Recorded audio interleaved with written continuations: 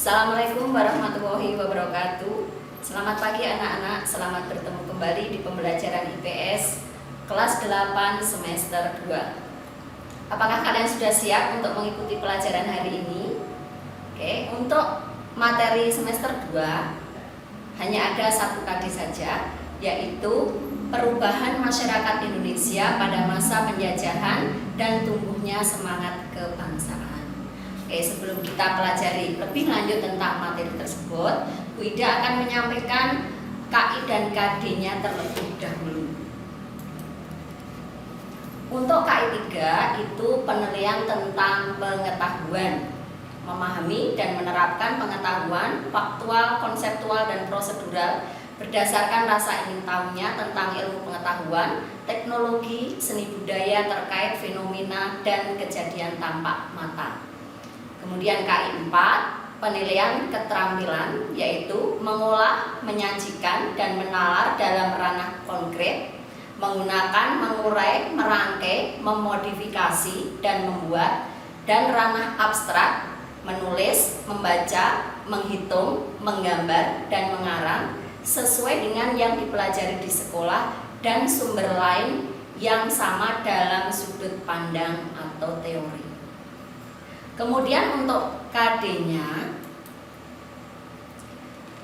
semester 2 ini mempelajari KD 3.4 adalah menganalisis kronologi perubahan dan kesinambungan ruang, geografis, politik, ekonomi, pendidikan, sosial budaya dari masa penjajahan sampai tumbuhnya semangat kebangsaan. Untuk KD 4.4, penilaian keterampilan, yaitu menyajikan hasil analisis kronologi, perubahan dan kesinambungan ruang, geografis, politik, ekonomi, pendidikan, dan sosial budaya dalam masa penjajahan sampai tumbuhnya semangat kebangsaan. Kemudian tujuan pembelajarannya pada KD ini ada 8 tujuan pembelajaran. Yang pertama adalah menjelaskan latar belakang, proses, dan reaksi bangsa Indonesia terhadap kedatangan bangsa-bangsa Barat ke Indonesia. Yang kedua, mendeskripsikan kondisi bangsa Indonesia akibat monopoli dan adu domba penjajah. Yang ketiga, mendeskripsikan pengaruh kebijakan kerja paksa, sistem sewa tanah, dan sistem tanah paksa pada masa penjajahan. Yang keempat, menjelaskan perjuangan rakyat Indonesia di berbagai daerah dalam menentang kolonialisme dan imperialisme Barat. Yang kelima, menganalisis pergerakan kebangsaan Indonesia dalam memperjuangkan kemerdekaan. Kemudian yang keenam, mendeskripsikan perjuangan pergerakan kebangsaan pada masa pendudukan Jepang. Yang ketujuh, menjelaskan perubahan masyarakat Indonesia pada masa penjajahan, menyajikan hasil analisis perubahan masyarakat Indonesia pada masa penjajahan, serta membuat peta rute penjelajahan samudera. Demikian tujuan pembelajaran pada KD ini. Tetapi untuk pembelajaran pada pertemuan pertama ini, kita akan membahas tujuan pembelajaran yang pertama dulu, karena kalau langsung banyak itu kalian nanti tidak mudah. Kita akan mulai dari yang pertama. Tadi yang pertama apa? Yang pertama adalah menjelaskan latar belakang, proses, dan reaksi bangsa Indonesia terhadap kedatangan bangsa-bangsa Barat ke Indonesia. Untuk bab 4 ini, yang pertama akan kita bahas adalah masalah kedatangan bangsa Barat ke Indonesia, yaitu apa yang melatar belakangi kedatangan bangsa Barat itu sehingga datang ke Indonesia. Yang pertama adalah daya tarik bangsa Indonesia bagi bangsa Barat. Mengapa Indonesia itu menarik bagi bangsa Barat? Karena Indonesia memiliki komoditas perdagangan yang dihasilkan sangat diperlukan oleh bangsa Barat, yaitu rempah-rempah. Contohnya adalah cengkeh, merica, pala, lada, dan masih banyak lagi yang lainnya. Nah, mengapa bangsa Barat itu kok memerlukan sekali rempah-rempah? Karena di Eropa ya, ini udaranya sangat dingin, sehingga mereka butuh rempah-rempah itu bisa digunakan untuk campuran bahan makanan atau obat-obatan, sehingga membuat suhu badan menjadi lebih hangat ya. Kemudian yang kedua, daya tarik yang kedua adalah bangsa Barat itu sangat membutuhkan rempah-rempah. Yang ketiga, persediaan rempah-rempah di wilayah Barat atau di Eropa itu sangat terbatas. Ini Bunda berikan contoh gambarnya ya, biar kalian lebih jelas rempah-rempah itu seperti apa sih. Ini yang di sini ada gambar cengkeh, kemudian pala, kalau bahasa Jawa itu polo, kemudian lada atau merica, dan kapulaga. Sebenarnya masih banyak lagi ya rempah-rempah yang dihasilkan oleh Indonesia. Kemudian yang kedua yang mendorong bangsa Barat itu untuk datang ke Indonesia adalah adanya motivasi atau semboyan 3G. Apa saja 3G itu? Yaitu gold, glory, dan gospel. Gold itu mencari kekayaan. Mencari kekayaan di sini bahwa bangsa Barat ini ingin mendapatkan rempah-rempah dari Indonesia, kemudian mereka akan menjualnya lagi ke Eropa ya dengan harga yang lebih mahal, padahal membelinya ke bangsa Indonesia itu dengan harga yang murah. Kemudian yang kedua adalah glory atau mencari kejayaan. Semboyan mereka adalah bahwa suatu bangsa itu dianggap besar oleh bangsa lain itu apabila memiliki wilayah atau daerah jajahan yang banyak, sehingga bangsa Barat ini berlomba untuk mencari daerah jajahan termasuk ke Indonesia.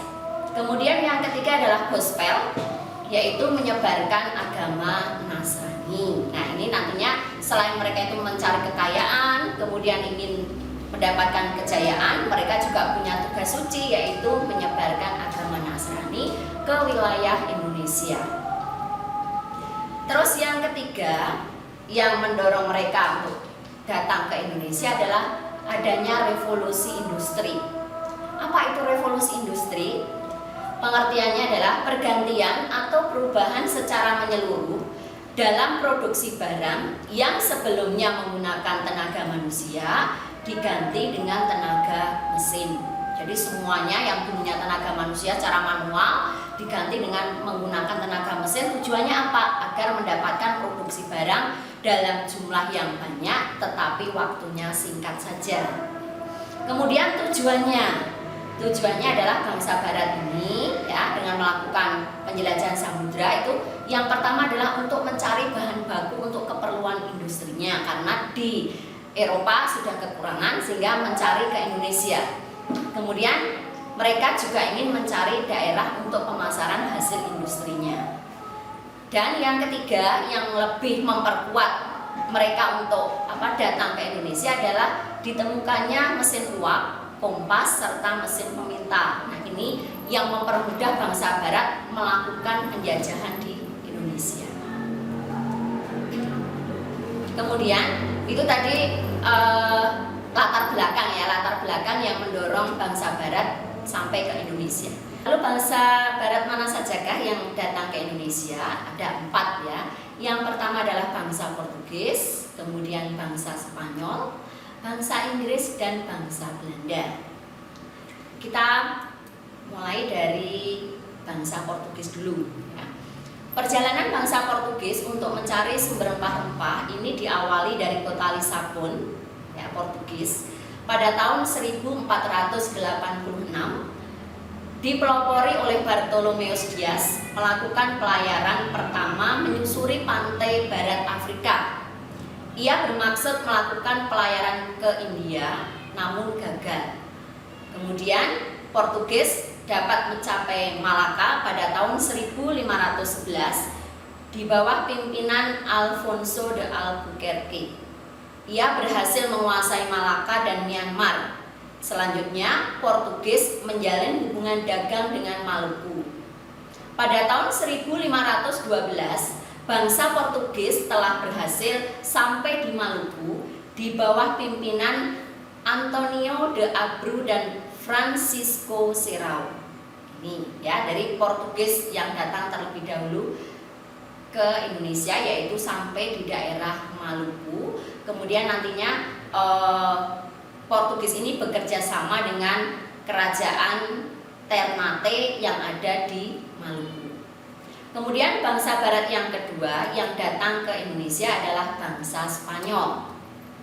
bangsa Spanyol berhasil mencapai Kepulauan Maluku pada tahun 1521 di bawah pimpinan Kapten Sebastian Elcano.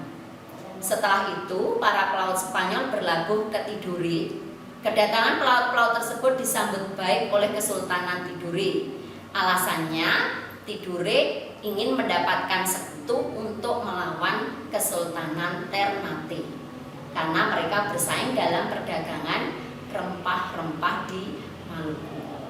Nah, karena bangsa Portugis sudah bersekutu dengan Ternate, kemudian bangsa Spanyol yang datang berikutnya itu bersekutu dengan Tidore, maka hal itu kemudian menimbulkan persaingan dan menimbulkan pertempuran antara Portugis dan Spanyol yang kemudian diakhiri dengan perjanjian Saragossa pada tanggal 22 April 1529. Kemudian bangsa barat yang ketiga adalah bangsa Inggris. Sebelum sampai ke Indonesia, pedagang dari Inggris ini telah mendirikan komisi dagang di India yang bernama East India Company atau disingkat EIC, yang kemudian wilayahnya disebarluaskan hingga ke Indonesia pada tahun 1579. Bangsa barat yang terakhir yaitu seorang pelaut Belanda, Cornelis de Houtman namanya, ini memimpin ekspedisi ke Indonesia. Pada tahun 1595, armada de Houtman mengarungi ujung selatan Afrika. Selanjutnya terus menuju ke arah timur melewati Samudra Hindia. Tahun 1596, armada de Houtman tiba di pelabuhan Banten melalui Selat Sunda. Kedatangan Houtman di Indonesia kemudian disusul oleh ekspedisi lainnya. Banyak pedagang Belanda di Indonesia.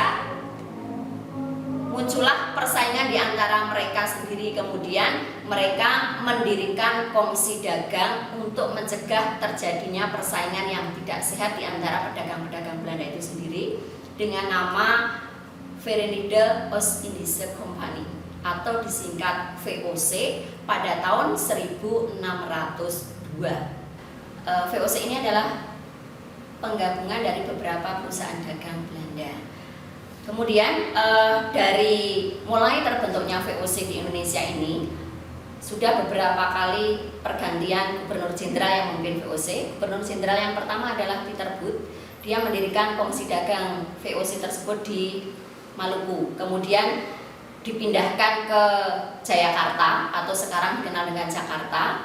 Dan kemudian Peter Booth ini diganti oleh gubernur jenderal yang baru yaitu Jan Pieter Soenpoen yang kemudian VOC ini bisa menanamkan kekuasaannya di Indonesia dalam waktu yang cukup lama. Kemudian yang tadinya mereka itu bertujuan hanya untuk berdagang, akhirnya berubah menjadi melakukan penjajahan di Indonesia. Nah, demikian materi yang Bu Ida sampaikan pada pertemuan kali ini, yaitu tentang latar belakang dan kedatangan bangsa barat di Indonesia. Terima kasih atas perhatian kalian semua. Semoga video ini bermanfaat untuk kalian.